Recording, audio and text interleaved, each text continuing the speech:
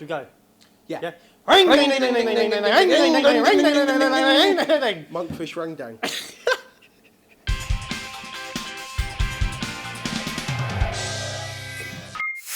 This Indonesian curry is based around monkfish and squash, and we're going to cook it with the flavours from our rendang paste and coconut milk, okay? So to start, you guys have stopped messing around, we actually need a lot of red onion in this dish, 4 onions in total. To save you some work, Jamie, because I know you're not big on labour. I've done 3 for you, so all you have to do is 1 other. And while you do that, we're going to talk about the rendang paste, which is Indonesian. Okay.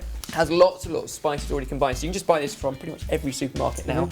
In a jar, same as you would a Thai paste or a various sort of Indian curry paste. This is a dry curry, isn't it?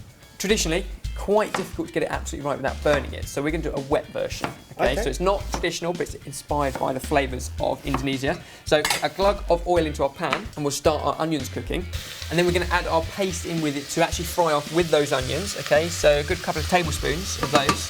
And you can get a good mix up. And while you keep those moving, we don't need to keep it stir frying, but every so often give them a bit of a shake. Jamie, we're also going to do our butternut squash. Cool. So this one, take the top, and just before it gets fat, because the seeds are down here, take that bit off there. Yep. And then that's all good flesh, so we can cut all the way down around those, and then dice that up. Cool. And what's left here, do exactly the same, but we'll take the seeds out. But the difference is some seeds in the middle. Another great flavour we're going to add, there is already some in that rendang paste, but an extra bit as well, a cinnamon stick. Okay. Into there like that. Love the smell of cinnamon, so fragrant. That was Just have a good smell. And coconut milk, which is going to form the main source of our curry. Okay. So all of that is going to go in there. So you'll often see a rendang with beef or something like that. We're going to completely flip that on its head and do it with fish. Okay. That's not a fish. It is a fish. It's the tail of a fish. Monkfish. What the hell of a fish? Monkfish. It's the tail. Imagine it swimming through the thing. That's just its tail. Okay. But there's a huge sort of bone or bit of cartilage. You can see that right the way down there. That's the bit we need to cut out. So that's what you're going to do. But what we want you to do, dinosaur fish, is grab a knife and cut either side of that bone. Okay, so you can cut all the way down one side and all the way down the other. We want really quite chunky bits of fish for this. We don't want it to break up too much. And it goes without saying, if you don't want to use monkfish, you could use pretty much any other fish, or even prawns, or some chicken, or some beef, as is traditionally done with rendang. Now, that's the easy bit done, but because monkfish is so expensive, we don't want to waste any of this as well. So make sure that bone, you've got a whole nother section there, which can be trimmed out. And you can almost cut, again, you can hear it cutting against the bone, so you end up with no wastage at all. There we go. Now, Jamie, all of your squash can go into our curry. It's been bubbling away for sort of 10 minutes or so. And Barry, you're going to marinate our fish. So give this fish extra flavour by putting the fish in there and squeezing onto it all of the juice of this lime, but not before Jamie has zested it into our pan. So zest in first and then juice it. That way you're getting both parts of lime in use. More of those fantastic fragrant flavours. And to our fish, we're going to add a couple of tablespoons of brown sugar. And then lime juice, okay, all the juice of that lime. And some salt and pepper, if you can do that from behind. Like a fishy mojito, I guess so. Now, this butternut squash needs to be turned down to a gentle simmer so that it doesn't catch on the bottom, and let it bubble away for about 20 minutes until that squash is nice and soft, and at which point we can add in our monkfish.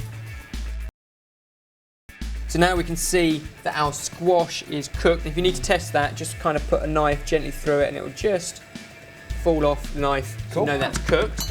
At which point we can add in our monkfish. Now these are really big chunks, and monkfish needs a bit more cooking than regular fish. Okay, so treat it almost like chicken. It needs sort of 10 minutes or so to poach in here.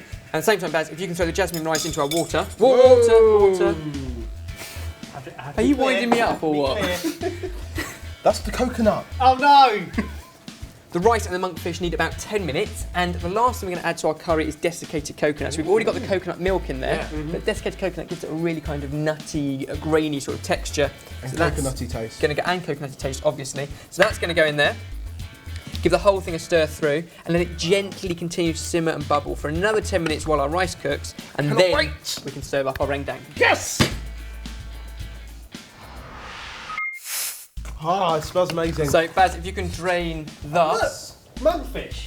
Now that is terrifying.